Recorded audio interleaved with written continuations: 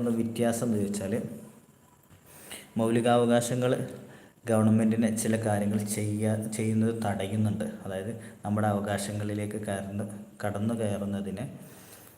കയറി വരുന്നതിനെ തടയുന്നു. എന്നാലോ നിർദ്ദേശങ്ങൾ ഗവൺമെൻറ് ചില കുറച്ച് നിർദ്ദേശങ്ങൾ ഇതൊക്കെ ചെയ്യണം എന്ന് പറയും. അങ്ങനെ കുറച്ച് ആ വ്യത്യാസങ്ങൾ സാധാരണ ചോദിക്കാറുണ്ട്. പിന്നെ ഒന്നുള്ളത് പൗരന്മാരുടെ മൗലിക ചുമതലകളാണ്.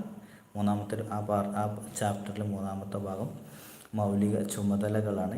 ഈ മൗലിക ചുമതല എന്നാൽ നമ്മൾ സാധാരണ ഭരണഘടനയെ ബഹുമാനിക്കുക, ദേശീയഗാനത്തെ ബഹുമാനിക്കുക, നമ്മുടെ നേതാക്കന്മാരെ ബഹുമാനിക്കുക, ദേശീയ പതാകയെ ബഹുമാനിക്കുക, ഇങ്ങനത്തെ കാര്യങ്ങൾ ഒരു പൗരൻ ഗവൺമെൻറ്റിന് അല്ലെങ്കിൽ അങ്ങനെ ചെയ്യേണ്ട കാര്യങ്ങളാണ്.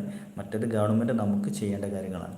ഇത് തമ്മിലുള്ള മറ്റൊരു വ്യത്യാസം എന്നുള്ളത്, നമുക്ക് മൗലികാവകാശങ്ങൾ നമുക്ക് കിട്ടിയിട്ടില്ലെങ്കിൽ, നമുക്ക് ആരെങ്കിലും തടഞ്ഞു വെച്ചാൽ നമുക്കെന്താവാം, കോടതിയിൽ പോവാം എന്നുള്ള ഒരു പ്രത്യേകത കൂടിയുണ്ട് മൗലികാവകാശങ്ങൾക്കുണ്ട്. ആ ഭാഗം നമ്മൾ നല്ല മനസ്സിലാക്കണം.